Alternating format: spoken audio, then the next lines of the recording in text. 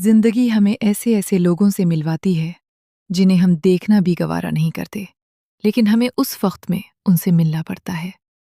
तुम मुझे हमेशा ज्ञान क्यों देते रहते हो? क्योंकि मैं तुम्हें किसी तकलीफ में नहीं देखना चाहता। मुझे ये लोग तकलीफ पहुंचा भी नहीं सकते। तुम्हें नहीं पता, जब लोग हासिदीन बन जाते हैं ना, फिर वो बर्बाद करके ही छोड़ते हैं। मैं नहीं डरता, लेकिन मैं डरता हूं। नॉवेल जकड़न, इस कलम एम राइट्स। किस्त चौथी। खुद को समझता क्या है आखिर? जब देखो बेइज्जती कर जाता है। मैं उसे अब की बार नहीं छोड़ूंगी। हुआ क्या है? तुम खुद से बड़बड़ाई जा रही हो। मुझे भी तो बताओ ना। इमाया लाल बबू के चेहरे के साथ शॉप में एंटर हुई और फूलों को पानी देने के साथ साथ कुछ बड़बड़ा रही थी। जेवा ने उसे परेशान देखा तो उसके पास आकर पूछने लगी, आज फिर से मुझे से बदतमीजी कर गया है? कौन और क्यों? वही निकचुड़ा लड़का, मेरा एक्सीडेंट करने वाला था। अपनी गाड़ी से मैंने उसे कहा, निकचुड़ा तो मुझ पर गुस्सा कर गया। देखो इमाया, ये तो सीरियस ही होता जा रहा है। हाँ, आई नो जेवा, लेकिन तुम परेशान ना हो। मैं कैसे परेशान ना हूं? तुम मेरी दोस्त हो। मैं तुम्हें किसी मुसीबत में नहीं देख सकती। इट्स ओके जेवा। तुम ये बताओ, बॉस को नुकसान की रकम दे दी? इमाया ने जेवा के चेहरा का रंग उड़ता देखा तो उसे कहने लगी, हाँ, आते ही दे दी थी। कुछ कह रहे थे वो। उन्हें बस पैसों से मतलब था और वो पैसे देखकर खुश हो गए। भला हो उस दूसरे लड़के का, नहीं तो हम इतनी रकम कहाँ से लाते? हाँ, मैं तो कह रही थी ना, वो अच्छा लड़का लग रहा था। ओहो, अच्छा लड़का, वाह। अब फिर से मत तंग करने लग जाना। हाँ हाँ, चलो काम पर फोकस करो। वही, तुम भी काम पर फोकस करो। गुस्सा थूक दो। अच्छा ठीक है। वो दोनों अब काम करने में मसरूफ हो गई थीं। वो टाइम पर मीटिंग के लिए पहुंच गया था। मीटिंग होने के बाद वो अपने ऑफिस में बैठा काम कर रहा था कि वहां राहिम भी आ गया था। तुमने फिर से मिस्टर कमाल से पंगा ले लिया? हाँ, वो खुद यही चाहते थे तो मैंने भी डेमो दे दिया। क्या यार हामिज, लोगों से दुश्मनी अच्छी नहीं। अब लोग खुद दुश्मन बन जाए तो क्या कर सकते हैं? अगर वो तुम्हें किसी भी जगह मिल जाए तो क्या करोगे? मैं उनसे नहीं मिलूंगा। मैं उन्हें देखना भी गवारा नहीं करूंगा। जिंदगी हमें ऐसे ऐसे लोगों से मिलवाती है जिन्हें हम देखना भी गवारा नहीं करते, लेकिन हमें उस वक्त में उनसे मिलना पड़ता है। तुम मुझे हमेशा ज्ञान क्यों देते रहते हो? क्योंकि मैं तुम्हें किसी तकलीफ में नहीं देखना चाहता। मुझे ये लोग तकलीफ पहुंचा भी नहीं सकते। तुम्हें नहीं पता, जब लोग हासिदीन बन जाते हैं ना, फिर वो बर्बाद करके ही छोड़ते हैं।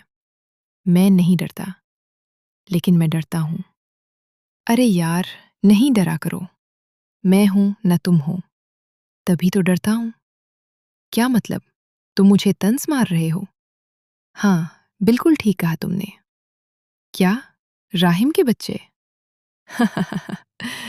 राहिम को हामिज गुस्से में देख रहा था और राहिम बस हंसे जा रहा था। तुम उसे समझाती क्यों नहीं? मैं क्या समझाऊं? अब वो छोटा बच्चा नहीं रहा जो मेरी हाँ में हाँ बोलेगा। तुम उसकी माँ हो तो तुम भी उसके बाप हो। तुम क्यों नहीं समझाते उसे? मेरे हाथों से निकल चुका है।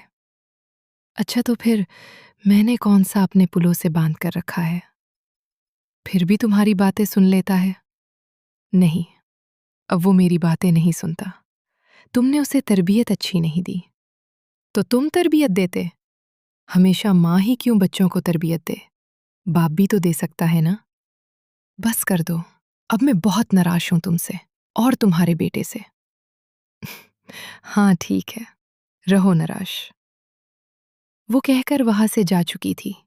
पीछे हामिस के डिट सोचों में गुम थे। कहने को तो उनका उकलूता बेटा था, लेकिन उन्हें उसकी कदर नहीं थी। लेकिन जब आज वो अपनी मेहनत से एक मकाम हासिल कर चुका था, तो अब वो हामिस को बेटा समझने लगे थे। तुम्हें क्या जरूरत है? मुझे जरूरत है। वो दोनों गाड़ी में बैठे थे। हामिस गाड़ी ड्राइव कर रहा था और राहिम पैसेंजर सेट पर बैठा था।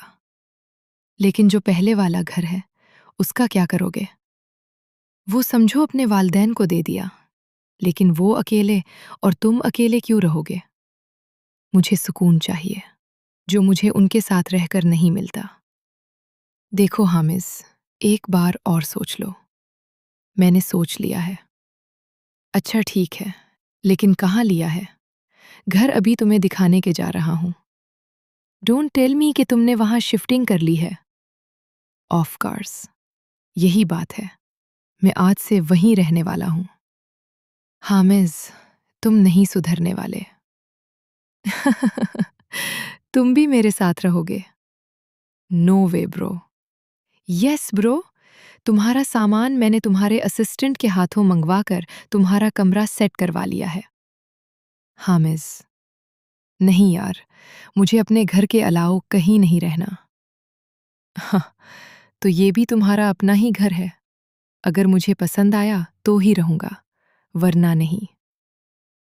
ठीक है। वो दोनों बातें करते हुए जा रहे थे। रात हो चुकी थी। वो दोनों शाह से सीधा घर आकर फ्रेश होने के बाद खाना खा रही थीं। तुम्हें पता चला सामने वाले घर में कौन रहने आएगा? नहीं, पता नहीं कौन है। 3 महीनों से उनकी शिफ्टिंग हो रही है। रहने तो अभी तक कोई आया नहीं। बस अल्लाह करे अच्छे लोग हों। हाँ, बस यही हो यार। ज़ेवा, मेरे लिए काफ़ी बना दोगी? हाँ, क्यों नहीं? उन दोनों ने बर्तन उठाकर किचन की सिंक में रखे। अमाया फ़ोन पर इंस्टाग्राम की रील्स स्क्रॉल कर रही थी और ज़ेवा दोनों के लिए काफ़ी बना रही थी कि उसकी नज़र खिड़की पर पड़ी। उनके सामने वाले घर को वो किचन की खिड़की से देख सकती थी। अमाया, इधर आओ देखो, कोई आया है सामने वाले घर में रहने। अमाया भी भागकर खिड़की की तरफ देखने लगी। एक गाड़ी से 2 लड़के निकले, फिर वो गेट से अंदर घर में चले गए। उन दोनों लड़कों की शक्ल वो दोनों नहीं देख पाई थीं। अच्छा, तो कोई 2 लड़के रहेंगे। हाँ खैर, हमारा उनसे क्या लेना देना। हाँ, सही कहा तुमने। चलो, काफ़ी इंजॉय करते हैं। वो दोनों साथ बैठी काफ़ी के साथ साथ कोरियन सीरीज़ भी देख रही थीं। जारी है। उम्मीद है आप सबको नॉवल की किस्त चौथी पसंद आई होगी। अगली किस्त सैटरडे को इंशाअल्लाह।